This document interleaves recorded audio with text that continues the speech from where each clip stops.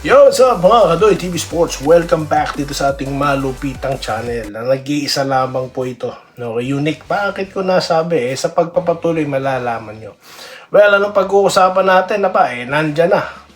Paano po tinalo ng Ginebra ang Blackwater? Okay. Yan at ang inyong mga paboritong mga pa-shoutout. Pero bago po yan, magpapasalamat po na si Doy TV sa mga minamahal niyang subscribers and followers na patuloy pong nakasuporta. Salamat po sa inyong lahat. Okay? At yun nga po, babanggitin ko kayo sa pamamagitan ng pa-shoutout mamaya. Ayan.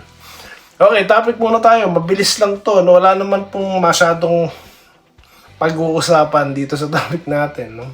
Kaya nga natagalan tong content ko kasi nakapangako lang ako sa inyo na pag-uusapan natin paano tinambakan, paano tinalo, no? Itong Blackwater. Sige. Okay. Yun na nga, no? Nakaswerte ng pukol ang Blackwater, ano? Sinabi ko na sa inyo, di ba? Pointers, ayan, nandito yung laptop. Kahapon, sinabi ko sa inyo, anong gagawin ng mga yan? Titira sa labas. Di po ba? Anong napanood natin sa Ginebra? Parang nagugulat pa din sila. Tumitira sa labas. Pumasok. Yun ang assessment ko sa first quarter. No? Pero, dahil nga expected ko, wala yan. Sa umpisa lang yan. Diba? Wala yan. Nung second quarter, ayan na. Gumana po, no, yung sinasabi natin, no, na chemistry. Okay, kasi nga si Justin hindi porket siya ang GOAT nandyan siya, hindi lang basta ganun mga boss. Malalim po ang mga rason kung bakit pa rin siya ang pinipili ni Coach Tim Cone. Kasi nga po, kilala niya na yung mga player, di ba? Amoy na amoy niya na, no, ang mga galawan. Yan po yung mahalaga sa isang koponan. Kaya tignan nyo, don't panic, di ba? Nakita nyo si Rosario pumasok, matatapos na first quarter. Pero alam niya yung role niya no? Unti-unti, alam na nila kung anong gagawin sa mga ganyang sitwasyon, di ba? So yun, naibabaan lamang, nakalamang sila, di ba? Third quarter, aalagwa na sana. Ewan ko ba sa PBA, natural lang naman na babantayan mo malaki.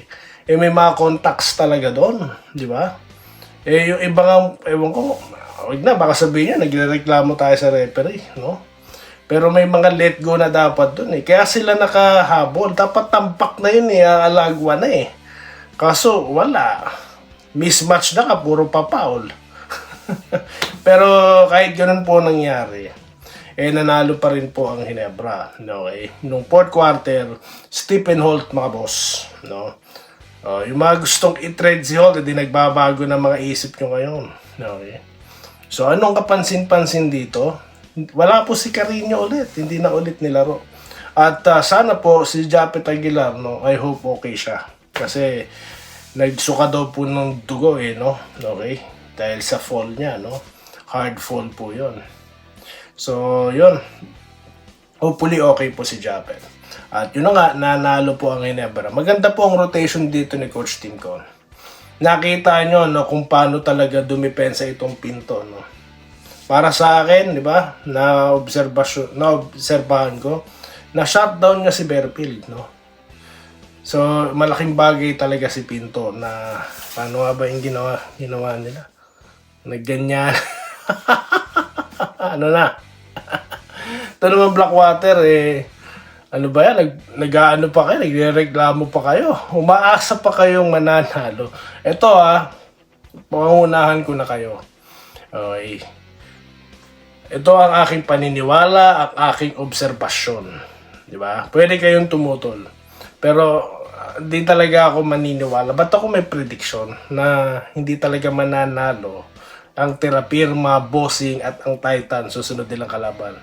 Yung mga team na yung nabanggit ko, hindi ako naniniwalang seryoso yung mga yung mag-compete. Ilang player na ba mga pinakawala ng mga yan?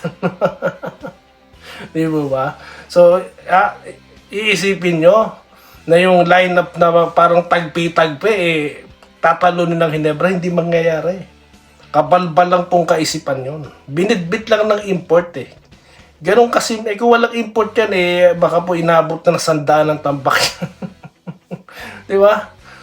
So, kaya nga ako mataas ang respeto ko sa mga team like Converge, no, like Rain or Shine, kasi yan po yung mga gustong manalo, no, nagbibigay ng magandang competition sa liga. Hindi po yung mga ganyang kupunan, kaya hindi yan mananalo. Paswerte-swerte lang, no. Nakapasok ng 3 point, 4 point, tas atake ng atake. Wala pong iniwan niya noon. Mabilis lang to bago magpa-shoutout. Yung kwento po ni Jeremy Lin, no, na bakit siya naging sensationalized player, no. Okay, meron pang anong tawag sa kanya, Linsanity.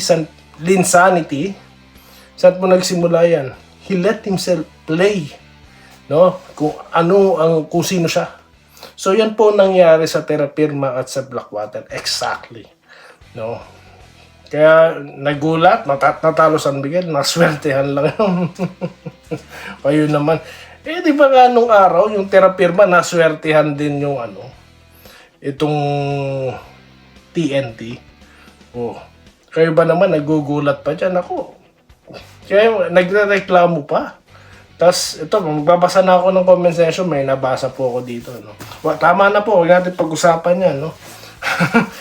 Wala. Actually, di ako masyadong na-excite dun sa laro na yan. Anyway, Lawrence Correct, hello, good morning po, congratulations, no. Arwin Guban, good day Idol Doy TV. Okay, since 1986, naku, kapapanganak lang po sa akin yan. Reden Alonso, panalo na tayo mamaya. Balbino Diala, nag-good morning kayo din po, sir. Archie Makirang, ngayon, nag-good luck. Gandang gabi. Sabi po ni Sir Willie Bardahe, hindi na nakalipad. Si Tweety Bird, tinalo siya ni Tweety Bird, si pangalan nito, si Pinto, no. Carlito Bolima, nag-good day. Okay, Romel Sales, no, nag-good day po. Okay, good luck daw po mamaya. Nanalo na po Hinebra. Talong-talo na daw, sabi ni Sir Archie. Minerva Nimba, no, go Hinebra for the win. Okay, Joseph Pineda, good day my Idol Doy TV. Yes, kahit kaya na Hinebra ang Blackwater, need pa rin depensahan sa shooting. Okay, totoo naman po yan, no? Okay.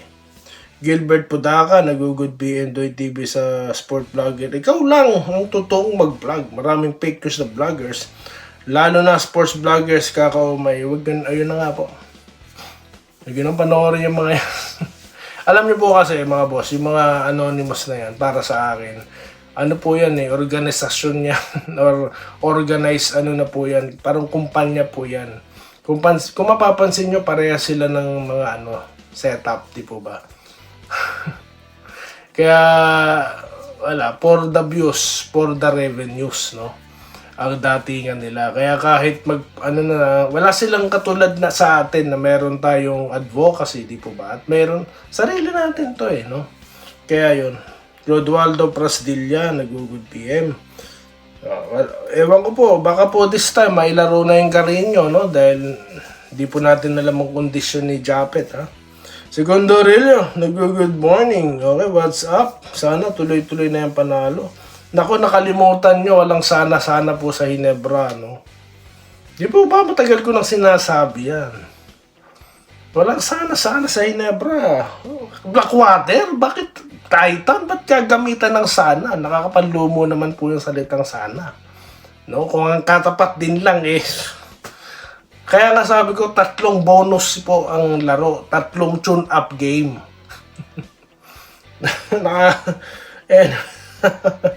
Kamusta po kayo sa Segundo Rillo, no? Sir, ano lang ako, tag dito, nagjo-joke lang ako. Wenceslao Hapon, okay, best player po si Troy Rosario, Romulo Macaraig, Idol, Boss Kabayan, Doy TV. Okay, di na po ako nagulat dyan sa Romulo. Di ba sinabi ko na sa inyo, panalo. Ilang content ako, 3. Nagbago po ba ang stand ni Doy TV? Hindi. Nagpapa-shoutout si Adrian Ted. Okay. Taga-subaybay. Salamat po, Sir Ted.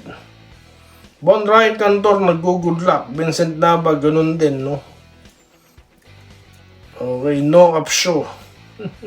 Huwag lang masyadong kumpiyansa para hindi masilat, sabi ng Desito Alantaso. Okay, ito po si Paul. Ang sabi niya, Sir Doy, panalo na po ang Barangay Nebra natin naman sa Blackwater Bossing. Maganda naman po ang naging laban ng magkabilang panig na sayang lang ang lipad niya. Okay. So, tuloy-tuloy lang ang pagpapanalo. Opo, 3 yan, no? Yung 2 bonus game, na ano na, nakuha na ng Hinebra. Ito po yung susunod na bonus, Titan naman. Mga klaseng laro yan. Klaseng team. Pagkakataon na kasing lumakas ng Titan na yan eh. Nasa kanila yung rights ni Greg Slaughter. Ano na ba nangyari dyan? Diba? Oh, meron pang pachismis-chismis na kumakalat, ha? Di umano, galit daw ang may-ari, no, sa manager. Ako daw niniwala sa mga kabalbalang kwentong chismis na yan. Bakit? Kailan nyo narinig si Ramon Ang na nagalit kay Al Francis Chua? Kailan nyo narinig na nagalit si Ginoong Mamerto Mondragon, no, sa manager ng team niya? Diba? Wala akong narinig na ganyan eh. Kaya anong mga kabalbal na kinakalat ng mga vlogger na wala eh. Gusto lang talaga views, intriga talaga. Kaya hindi nakikisali si Doy TV sa mga ganyang pong kabalbalan. Hanggat may sumusuporta po kasing mga followers din na sumasabay sa kababawan, no, ng mga vlogger na yan. Wala po. Hindi titigil yung mga yan, no?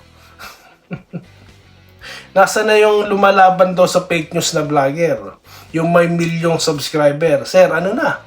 Inaantay kong pangalanan mo mga fake news. Mukhang wala. Mukhang nakakalimutan mo yung may screenshot ako ng pinost mo, ha? Wala. Anyway, di tayo, Danilo de la Cruz. Pagurin yan, kailangan para... Okay. Di tayo, Gilyer Katuyok-tukod. Makita naman ang laban. Ilan ang itatambak ng Jinking? Okay, Danilo de la Cruz. Natambakan nila as high as 11 ata, guys, no? Good day, Boss Idol Doy. Hinebra pa rin mananalo. Yan, sinabi ko na sa inyo. Dapat bilisan laro. Ubaldo Patusis. Okay, Robert Kebyab, shoutout sa'yo. Alfredo Nagal. Okay. Christian Arahan, Rodrigo Rodriguez. Juliana Madraso. Okay, marami pong bilib ako sa'yo, sabi ni Manolito Rosario. Nag-predict, nagkakatotoo.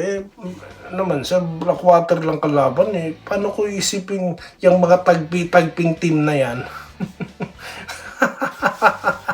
Tignan yung player, maliban kay Bear, wag na nga po, baka unfair naman po sa player, no? Sorry po, no? Wag na po natin itutuloy. Kawawa ang pakpak ni Apsyo mamaya. Manuel Dulay. Okay. So, yan po.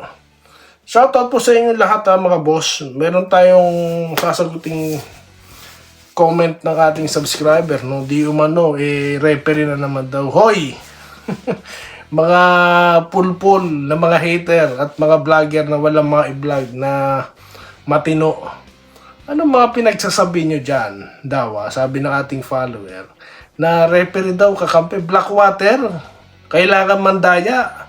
Anong mga kabalbalan niya mga pinagkakalat nyo niya? Blackwater?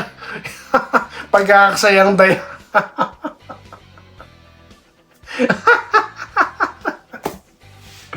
Ang patawa talaga itong mga to. Ay naku, itigil na nga po natin ito. Shoutout po sa inyo lahat. Mabuhay po kayo, no? Huwag nyo nang pagpapansin. Dati ay tama na, ayoko na. Salamat po sa panonood. Subscribe na para sa mga susunod na basketball at boxing videos.